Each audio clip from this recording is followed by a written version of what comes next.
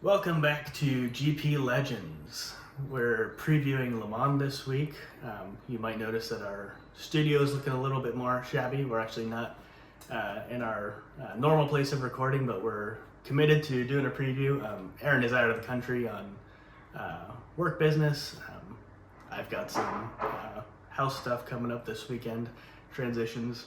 Yep, busy weekend. Yeah, we're said we do a preview. We're definitely doing a preview and want to keep things rolling for us and for all of you who are helping us get started with the podcast. We really appreciate it. And so we're here to talk Le Mans. I'm going to let Tony take things away for a little bit just to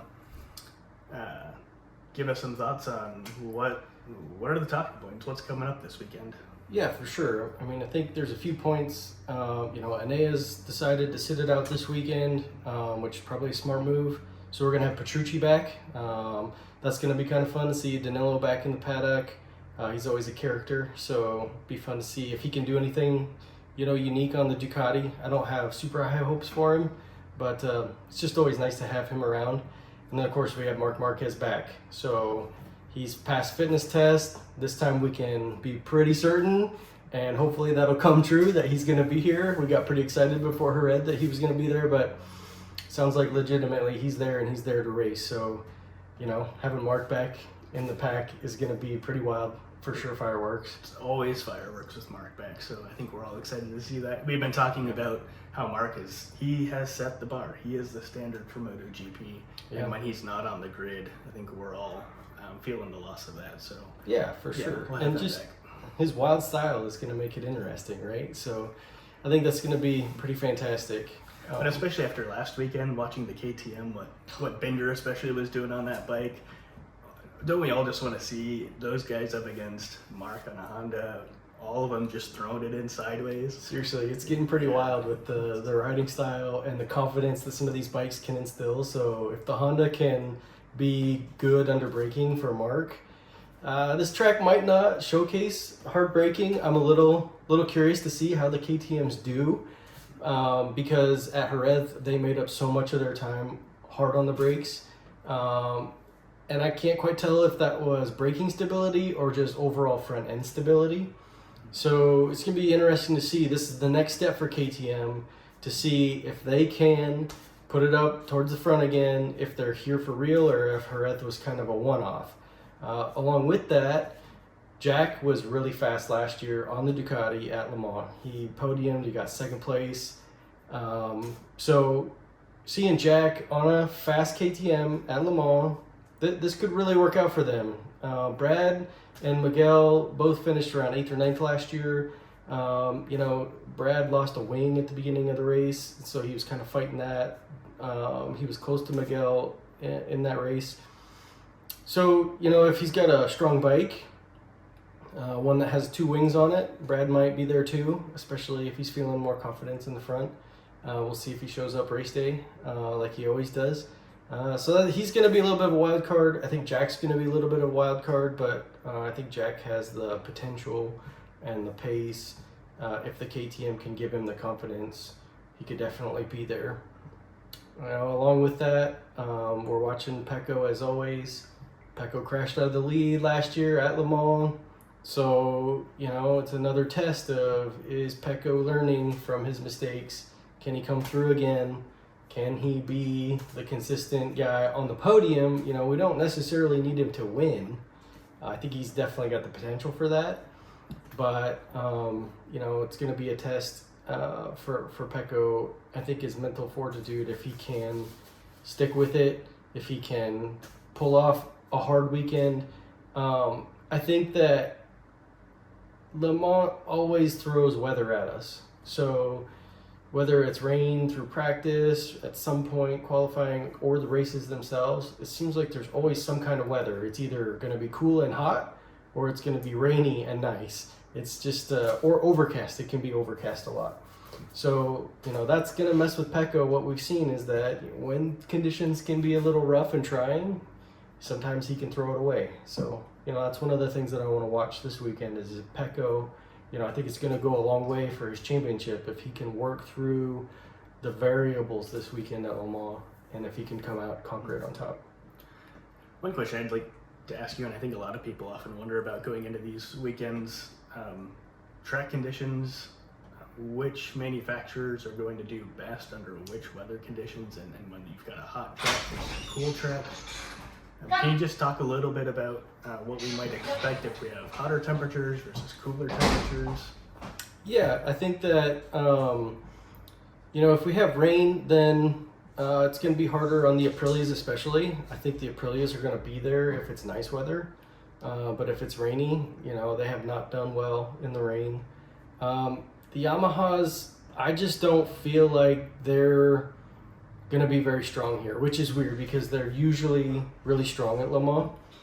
But, what we've seen the last few races from them, I'm not so sure if it's hot or if it's nice weather, perfect, like 80, 85 degrees. I think Fabio can be there. I would love to see him on the podium at his home track, but I feel like Fabio and Marc Marquez might be battling just outside the podium. That's sort of where I see Honda with Marc on it. Maybe Rins, if he does all right. Rins did that crazy off-roading last year where he blew turn one, didn't make it, and went across the gravel really fast, tried to enter back on the track, and it just took off on him. So, again, Rins was at the top 5 when that happened. If Rins can hold it together and he can get the feeling with the Honda, I think there's a potential here where the Honda could do okay. But again, I think they're going to be outside the podium battle in that 4th, 5th, 6th type of range. I don't know. That'll be interesting. Honda's a real wild card for me because they're testing the Kalex chassis. Mark's going to be back. He's going to show the maximum potential of the bike. At least he always does, or seems to. So, yeah, not quite sure what I'm going to see out of them in good conditions. In the rain, Honda could probably be, or Mark, is always fast in mixed conditions or the rain. So that could be helpful to him. Rins, I don't know. It's going to be kind of weird. Joan Mir in the rain, I think he's going to be towards the back. Mir's going to be somewhere between 10th and 15th probably, would be my guess. Joey Mir having a rough season so far. He really It's is. about as rough as I've seen anyone have a go. So I think it's pretty similar to the way that his start with Honda is pretty similar to the way it went for Pole at the beginning with Honda. He kind of has confidence. He comes off of a fast Suzuki or a fast bike, one that he's liked. Pole coming off a KTM that he liked. Jumping on this Repsol Honda that is infamous, we're going to make this work. He showed some real speed in testing and, sort of at the very beginning of the season, but it's just like the bike just takes your confidence and knocks it down, and that's what we're seeing out of Juan right now, I think. So don't have real high hopes for him unless he can wrap his brain around this Kalex chassis and somehow that gives him the confidence that he needs to push. Well, it's tough for him too, coming off like last season, the back end of the season, Suzuki wasn't doing development. They weren't getting a lot of resources to the riders. Not a lot of motivation. The performance was really suffering, and so for Joanne to go right into a Honda now, Rins is making it work impressively on the LCR, but for Joanne, I just think this has to be a pretty grueling season of his career, having to deal with all this. One thing I want to hit on, you mentioned the Kalex that Honda is testing this weekend. Right. Okay, so among the three of us on the podcast, I'm the technical dummy. Like, these guys ride bikes, and Aaron's not here, of course, but these guys ride bikes. They're much more, they just have a lot more better understanding of some of these technical things. I'm here to play the foil. Like, what's going on with the Kalex this weekend? Why is it significant? What are we looking out for? What's Honda hoping to get out of this test? Yeah, well, Honda's been kind of struggling, as everybody's seen, and I think they're doing everything to get the bike competitive, and partly because they need a competitive bike to keep Marc Marquez. Marc's not going to stay there if this bike doesn't make progress. And if you've followed Honda for any amount of time, it is unbelievable that they are willing to go to the Kalex to the Kalex chassis, because Honda is so prideful. They are absolute engineers. They think they can make the best products themselves. And so you can see how big of a world of hurt they're in if they're willing to go to these other outside sources to find solutions, which I'm really impressed that they're willing to do this, that they're actually going to go to Kalex, who's a chassis manufacturer, and try to get some progress with their bike, because they just have to. If they seem like they're lost, development's not working, what they've brought, they're kind of at the end of their rope. And I think to keep Mark, they got to find some kind of solution. And I think the Kalex can point them in a direction, and then Honda can build off of that. So it's just sort of like this bridge for them to get from one place to another and find their way again to get a competitive bike underneath Marc Marquez especially.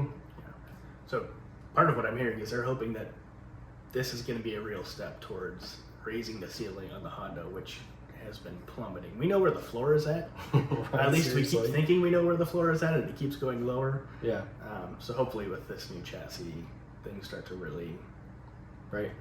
take big strides forward for Honda. Yeah. And yeah, something's got to give, because I've got a rant in me every week about like what Honda is doing to the career of Marc Marquez at this point. And, like it, Exactly. I'm just like at a loss for words. Just like, I'm not a Marquez guy, but I'm offended on his behalf that he's had to deal with. And of course, there's been injuries, but then every time he gets back on this bike, he's riding Over like, his head. I mean, the out most, of his skin. Yeah, the worst style of bike where you have to override the front end. Yeah. And it's exactly what he's going to do. But as soon as you do that, it's the most vulnerable to throwing him over the side, which we saw at the very beginning of the season. First time he gets on the bike, then he misses. Yeah, so it's, to me, I keep saying like this is malpractice on Honda's part. You are the wealthiest manufacturer with the greatest talent of this generation. You better figure out some solution, because over the last like 5 years, I don't know, maybe that's overstating it, 3 to 5 years, Close. they have not demonstrated that they deserve to have Marc Marquez's talent in their paddock. Right. So hopefully this chassis is a step in that direction, because I'm looking at the KTM last week, 2 weeks, or whatever I heard, Mm-hmm. and I'm saying if I'm Marc Marquez, Yeah. that looks like a fun bike to ride right now. No kidding. Yep. Of course, Ducati, the way it's starting to corner, the way it's clearly the best bike on the grid. At some point, Mark's head's got to turn. My head is turning for him. The more I have to watch him have to ride this bike. So Right. yeah, hopefully with the chassis we can Yeah. start to see things go in a better direction for them. Definitely. It definitely needs to happen.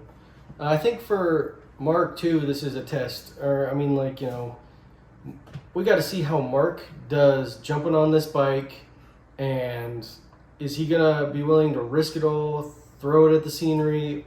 Is he gonna be willing to crash in practice to find the limit, or is he gonna go out there and ride a little more conservatively to make sure he makes it through the season again? I mean, it's either like he's gonna get on the bike and throw everything at it, or he's gonna try to figure out, or he's gonna have to figure out how to just survive the season so that he can figure out what to do next, as opposed to Honda just like, beating him up and taking the life out of him. Well, I think this was like a concern that some people have had since the first half of his career, since the early seasons of his career, where like the guy crashes and he just bounces like a toddler. Yeah. Like you can count how many crashes he would have in a season through the first half of his career, and he would intentionally have that strategy of riding right up to the limit, figuring out what over the limit was by binning it in practice. Yep. And then riding right there. And then then he knows, and then he can go for it. Dude's not 19 anymore. No, he's not. And he's coming off the back end of like the craziest injury list I can remember any athlete ever having. And so can he start to manage that a little bit? Because I do think job number one this season has to be just stay through and survive. Right. And make it healthy, especially with the crap bike that Honda's giving him. So Yeah, seriously. anyway, hopefully we just see him finish the race, get through it, and start to rebuild. Yep. Yeah. So I think it's going to be interesting to see then, segueing to Yamaha, how they do. Is this really a fundamental problem with the bike? Because Le Mans has always been a track that they've done well at. So this is a big test for them to see what happens. I think, like I said, Fabio, he's got the potential to be on the podium if he really brings it and does well in qualifying, but I think that, he might be just outside the podium. I think the Ducati's going to be super strong here. I think it's going to come down to Ducati and maybe Aprilia, probably Aleix, unless, Maverick decides to show up again, but probably Aleix. He was really well. He podiumed 3rd place last year, and the Aprilia's hung right there with the competition. It seems like they're just hovering so far this year right outside the podium. Like, Well, I think we've talked about them a couple times now in previews or even post-race. Like, man, we're expecting them to be right up there on the podium, but Vinales still isn't quite putting it together. And even Aleix, even though a year ago he was looking so strong, seems like he's not quite in that podium fight yet. Right. I don't know. I mean, I think Aleix is just like, he's a journeyman that has got himself to the top, and when the bike is perfect, he's there. And like, that's great. But, he's not the sublime talent that Marquez is. Hardly anybody is. Aleix is an amazing rider, and I think he has the talent to get the podium and maybe win a few one-off races. Really similar to Dovizioso, Dovizioso came through, was a journeyman guy, had flashes of talent, but you just never knew if he was going to be able to pull it off until the bike was perfect for him. And he helped build that bike. So Aleix is sort of reaping the benefits of that type of career and development. Maverick is that type of talent, but he's a head case, and you just don't know if he's going to show up. It's Miguel Oliveira, who has been torpedoed into multiple times this season. He's hurt. If that guy was healthy, I think you would be seeing a Miguel Oliveira on the podium and a guy right there with Aleix, which we have seen when he's survived a race. I think if he can get healthy, you might start seeing Aprilia wins with Miguel Oliveira, more than once this season. It's just, he's had such a rough start to the season. I think he's targeting to be back in Mugello right now. So, he's going to miss out this weekend, which I think is a bummer because I think he would have had a real shot being top 10 on a kind of subpar KTM last year and having a bike under him that he really likes this year. I think he could have been there at this track on that Aprilia. So it's kind of a bummer that we're going to get robbed of that. Miguel does feel like an X factor. He'll just be more data for us to collect on the Aprilia. Yeah. Because again, we have a lot of data on both Aleix and Vinales throughout their career as well as on the Aprilia. Right. With Miguel, it really has been on a so-so KTM. Right. And we've seen real flashes of brilliance from him. But to see him step into the Aprilia, Yeah. So, I think on Aprilia, Aleix is your benchmark, but I think Miguel could become the benchmark and be sort of that star, alien, sublime rider for Aprilia, and all of a sudden everything clicks at Aprilia, and you've got Aprilia that is just taking it to the Ducatis week in and week out. Right, because if he can do that, then that's more information for both Maverick and Aleix. And it's going to put a lot of pressure on Aleix and Maverick coming up. And Aleix has talked about, being done soon. I think he wants to race next year, but that might be the end for him in terms of just what he wants to do in MotoGP. There's going to be potential room in Aprilia, and that bike is going to be a hot seat coming up. So that's definitely one to watch going forward. And I did not expect 5 years ago to be having these kinds of conversations about Aprilia and KTM, being the ones putting the pressure on, much less on Ducati, which has become far and away the standard bike right now. I mean, so exciting. I've talked about coming into MotoGP probably at the tail end of the 2013 season. Is when I really started to get into it, and you basically had 4 riders, aliens, Honda, at least Yamaha, 5 seconds ahead of everyone else every race. And Ducati, if you were lucky.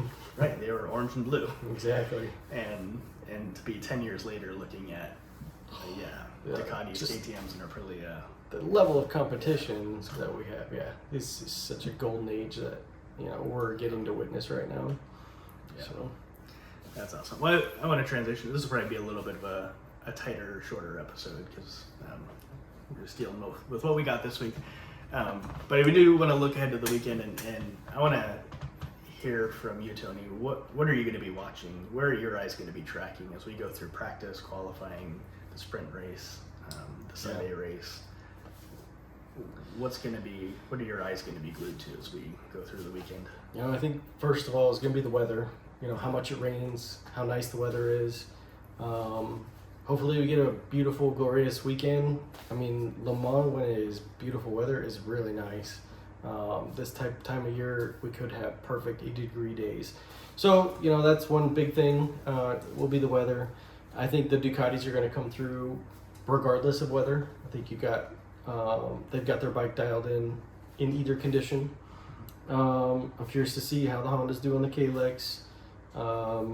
Curious to see how Fabio does, and in lieu of that, Franco. I think Franco is going to be again sort of like the bar, and Fabio is going to be riding over the bar, because Yamaha needs to make some progress, and they just had a test, after Jerez, so we'll see if they found anything there. And the KTMs, they're a wild card to me. I don't know what to expect. I think there's a ton of potential, but I also think they could be fighting again for 10th, so that's going to be interesting. I think the Aprilias, like I said, will be there if the weather's nice. Again, that's weather dependent. I think the Ducatis, it's just going to be a big battle between the different Ducati teams. I think it could easily fall into that category where we're just watching 6 Ducatis at the front. What we saw last year in the race was Ducati dominance. Right, and we did. It looks like they're only getting better. Le Mans is a very windy track. Yep. And suits the benefits of the Ducati really well with the way they're handling right now. Never thought I'd say it, but right. Yeah, these corners Le Mans has, and Ducati's the cornering bike right now to beat. So it sure seems like it, which is weird. But that's where Aprilia has a shot if the weather's nice, because they're probably the best handling bike on the grid. And so, we could see that. I don't see an Aprilia win, but I think, Aleix or maybe Maverick, whichever one is showing up, could be on the podium. So through the weekend, I think sprint race wise, Jorge Martin could show up and, put something spectacular into the sprint race. He crashed out of the race last year at Le Mans, so he's got to stop crashing. That's why he's still on a Pramac and not on the factory bike. It's just another wait and see if Jorge can do a flash of brilliance, keep it upright, and win the sprint race, or if he can just put in a solid race in the Grand Prix and see if he's there at the end of the race. And, if he's there at the end of the race, maybe he can pull out something special, but he's just not there at the end of the race so often. So I'm curious to see how Jorge does, especially with the sprint race. I think the KTM's got a better shot at the sprint race because of the way they ride, with both Jack and Brad showing up.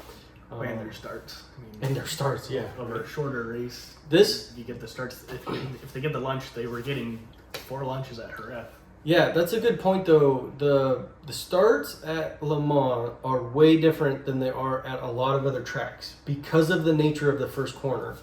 So you always, the start devices work by compressing everything down, and you launch hard, and the thing that brings them back into a normal bike is that hard braking into the first corner.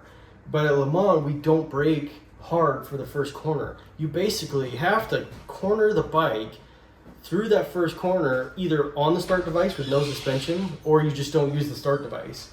A lot of bikes in the last few years have not used the start device at Le Mans because of that condition going into turn 1.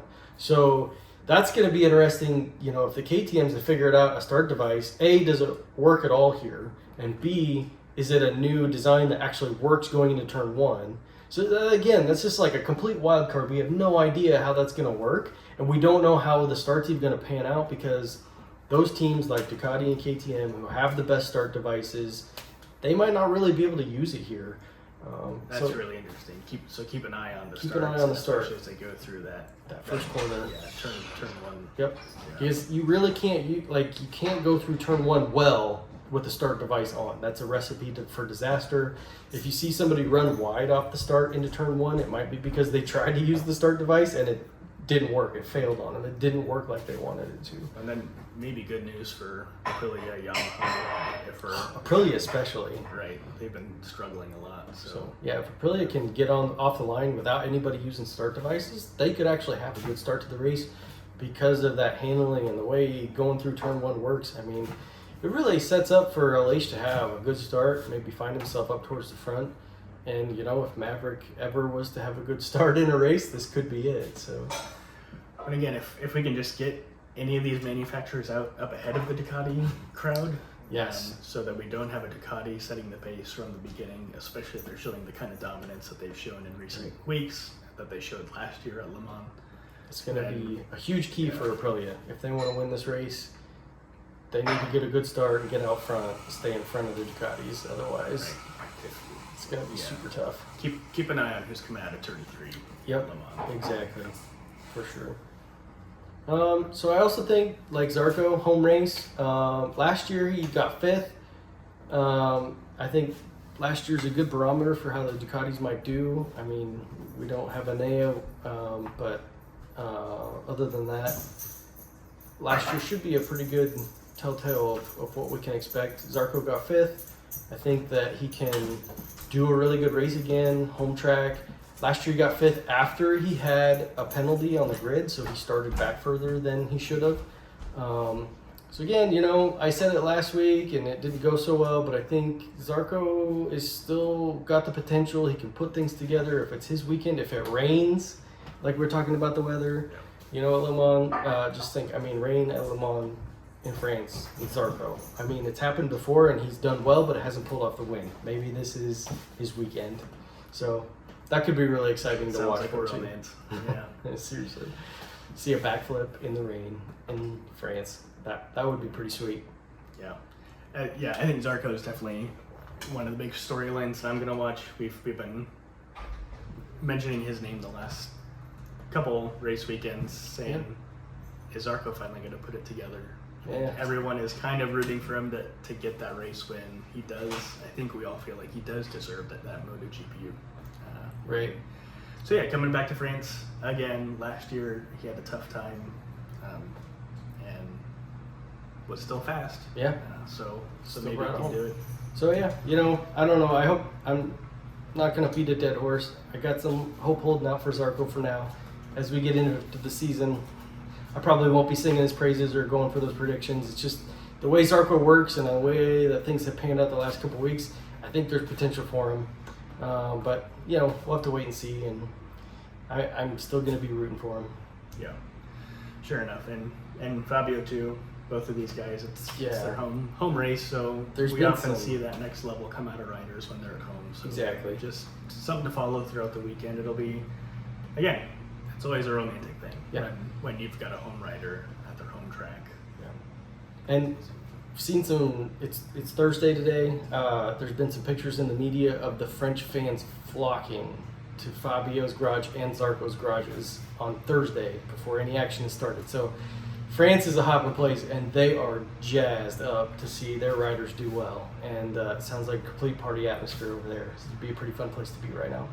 And over the last few race weekends, just like watching Fabio's face throughout the weekend, like I haven't seen a rider in this state, the amount of pain and anguish that Fabio is continually feeling. I just hope that being at home, having that kind of fan support is something that can lift him. Doesn't mean everything's going to get better overnight for him at Yamaha, but I hope he has a good weekend just for his sake, because I want to see his morale get lifted up, his confidence get a little higher. Maybe he can get a good result here. Right. He knows this track like the back of his hand. Yep, he definitely could use a morale boost and definitely could use a good weekend, and this would be the place to do it for him. Yeah. So. A couple other things that I'm watching, definitely the KTMs. Was that a flash in the pan at Jerez? Right. So, like, I think we all love watching Brad Binder when he's on form, when he's riding on or over the limit. Yep. Can he put together a whole race at that level? Like, I want to see on the back of Jerez if he can really start to put some of these performances together. Right. I think Jack Miller is always. I've got as soft of a spot for Jack Miller as anyone. Yeah. He got second last year on a Ducati. Yep. At Le Mans, so I think see he can what be he there. can pull off. Yep.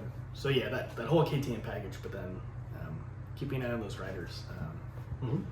Definitely going to be following them throughout the weekend anytime I'm watching. I think we've been highlighting Alex Marquez early in the season. I Yeah. don't want to like beat that too hard either. Yeah. Huh? Again, like I I just think- kind of feel like a fan. I think he's a really sympathetic character in the paddock. I want to see him succeed. He came out really strong in the first couple weekends. Yeah. So again, I'm going to keep watching Alex. Oh, I think he's definitely one to watch this weekend. Last year it was the Grissini and Enea Bastianini Right. that won the race and put the pressure on Pecco. So Grissini's, they know what's coming this weekend. I think this track suits Alex, so I think that's going to be really good. Alex had a pretty good performance, or at least during the race he was in the top 10, which is pretty good for him last year on the Honda. So I think that, like I said, the track could work well for him. So he's on the right bike, he's on a Ducati, he's with the right team. Yeah, things could definitely come together for Alex to be in the top 4 on the podium, maybe even for his first win, if he really can put it all together. I think the weather might help him if it stays nice. I think he can do fine in the rain, as we saw like in Argentina, I believe. But I think if the weather stays nice all weekend and he can really dial it in, I think that's going to help him out. So yeah, I think, when I said 6 Ducatis at the front, that's no joke. Like, Alex is definitely one of them. Jorge. Jorge Martin in the sprint race especially, Pecco, and then you have the VR46 Ducatis and Zarco, who's at home. So, like, if we have a 6-way battle for the lead between Ducatis, that would be the least surprising event of the weekend for me. I really think it could happen, but I kind of hope we get some of those other teams in there just to mix it up, like KTM and Aprilia. Yeah. But man, with the strength of the Ducati, how well they did last year, and the teams that are coming back and what they have to prove, yeah, Ducati should be super strong. Yeah, we didn't even talk much about the VR46 guys, but Yeah, I think you they'll be know, solid. they're going to be there. Yeah. Top 10 for sure, top 6, wouldn't put it past Marini. Le Mans is the way that it is set up, the way that the riders ride it, the amount of time they spent on it. This could be a track where Marini gets the best of Bezzecchi, but I think if I was putting money on it, I'd put Bezzecchi over Marini just because he seems to have that little bit more flash of brilliance. So yeah, we might see Bezzecchi step up and do the Bastianini thing of last year and win the race or podium. Between the Ducatis, it's just so hard to pick and choose who's going to do what. Other than Pecco, I think Pecco will be out front, and it's whether Pecco stays on board or not, right? And he should. So Right. Hey, that's the other obvious thing to watch. We didn't even give that much time on our podcast so far to Pecco because he's so it just should. he's so far He's out expected ahead to right be now. there. And so, yeah, I expect him to be right up front. Yep. And the question almost becomes, maybe to shift us into making some specific predictions for the weekend. Do either of us dare predict anyone other than Pecco Bagnaia at the front of these races? Right? No, I think for predictions for the race for me, I think Pecco's going to be on the podium, and my bet would be that he's going to win the race. And then beyond that, like in the sprint race, I've said Jorge Martin. Maybe Martin beats Pecco in the sprint race. I could see that happening. Martin in the Grand Prix, I don't know, top 6 if he stays on board. I just like his consistency through a whole race. He hasn't proven it to me, and I think the other Ducatis are going to be stronger. Wouldn't even be surprised if he was around 8th, with a KTM and an Aprilia in the top 6. So I think in the sprint race, yeah, Pecco's going to be there and Martin, and then I'm going to throw in a KTM. Jack probably, because he's shown consistent speed throughout the beginning of the season. And then maybe like a Aleix 4th or 5th with Fabio, and then Fabio could put it together. I think with it being his home race, he could put up top 6, top 5 type of race, especially in the sprint where you can just throw it all in there and go to town. In the Grand Prix, I think Pecco wins. Again, I think he's going to be super strong. I'm going to throw Zarco up there. Again, home race on the best bike. like I'm not just saying Zarco because I like him. I think he's got reasonable, talent, grounds to stand on that he can be there because, the Ducati's fast, as we've been saying, and that little bit of home support is really going to help, I think, boost Zarco and maybe give him that, little bit overreach. I think it's win it or bin it for Zarco, podium or bin it, so it wouldn't surprise me if he goes, all out and either ends up in the gravel or ends up on the podium. And then in the Grand Prix, I wouldn't be surprised to see Aleix up there. But, I just third place is such a toss-up between Aleix and Alex Marquez or Bezzecchi. Any of those guys can be battling for the podium this weekend on the bikes that they have. Right. Again, if last year's any indication, it's all about Ducati. Yeah. And they're showing that dominance early this season, so no reason to think that's going to change as we make predictions for this weekend. Yeah. I think for me, definitely Pecco. I agree about Jorge Martin. He's just looked consistently fast. Outside of the race where he got nicked by, it was Marquez, right? Yeah. Other than that, he's looked fast and pretty consistent. Right. The consistency has been his Achilles heel. Right. And to me, so far this season, he's looking pretty strong. Again, at Jerez, the quiet fourth place in both the sprint race and in the full race. And he qualifies amazingly well, so you got to expect he's going to be up front, and with the way this race starts, he could definitely be there. The way he corners too, his all-out speed as a rider. This to his me, bravery. Right, exactly.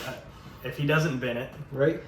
I would circle him for this. This could be a race where I could see Jorge really pull everything together. Yeah. And come out with that performance that we've been waiting for him to bring out. I think after Martin, this is gonna be a little bit reckless, but I'm going Maverick Vinales. All right. The way that the Aprilia corners. If I've evolved a little bit since you were talking about the ride height, the front end device, or the start device. Start device. Thanks. Right. With the first corner.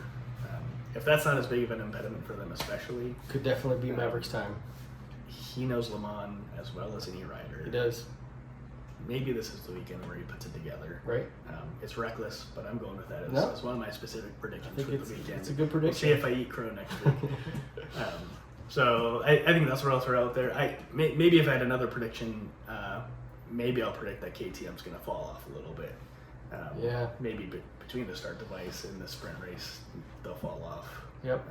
It could easily be. It's going to be really telling to see how they do with what actually they have for a package.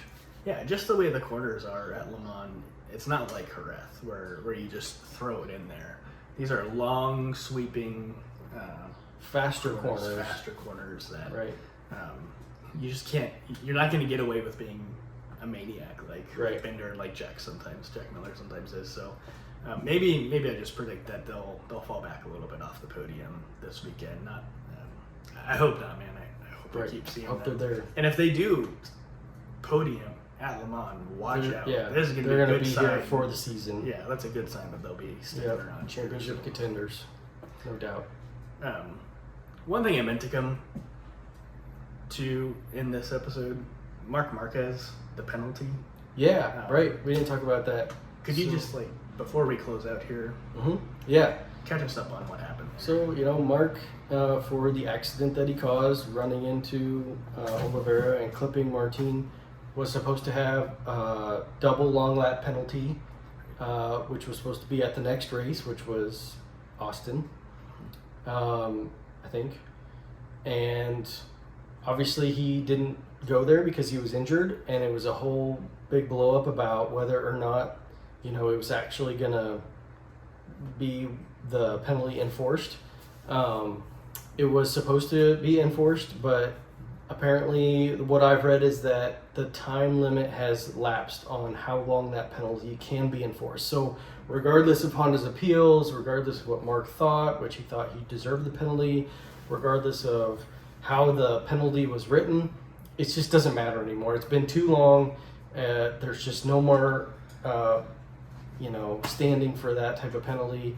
And I think if I'm fine with it, like Mark, if the penalty is to punish a rider for missing out on finishing well or points or positions, he's missed a few races now. So like nobody's really thinking about. He's had plenty of time to think about it himself, sitting there watching TV on the couch and not being able to race.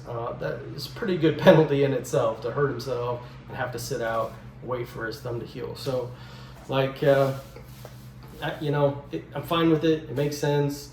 We don't have to worry about it. Mark can come back and be Mark and hopefully keep himself under control or not override the Honda so much. And we, maybe learn a little bit about how this season's going to go in terms of what he has to do and how hard he has to ride and how much he has to contain himself. So, yeah, I think, we're going to see Mark be Mark, and we don't have to worry about Mark overcoming a double long lap penalty, which might make him ride even crazier, those types of things. Just level the playing field again. Mark can go concentrate on being Mark and race, and it'd be interesting to see just what he can do on the Honda with this new chassis, and keep it exciting. Must be nice to be a walking statute of limitations. Pretty cool. Just kidding, Marquez fans. It was right. No, who cares anymore? It was like right. weeks ago. I just have to give him crap for being Marquez and getting penalties, taken away. Anyway, so I'm excited for the weekend. I can't wait. Le Mans, this is a legendary course. It is. I'm excited to see what these guys Legendary weekend. Tons of crazy fans there. Probably the biggest, most fans at a weekend throughout the season, I think, that we're going to see. So should be a pretty great atmosphere. Yep. We'll be coming back at the end of the weekend. Doing with a post race. Yep. Follow up weekend podcast. So come check us out. Hopefully this podcast went all right and wasn't too botched up with our limited equipment and studio. But thank you guys so much for following along. If you have any questions, comment, like, and subscribe. Help us keep it going. Can't wait to see y'all after the weekend. All right.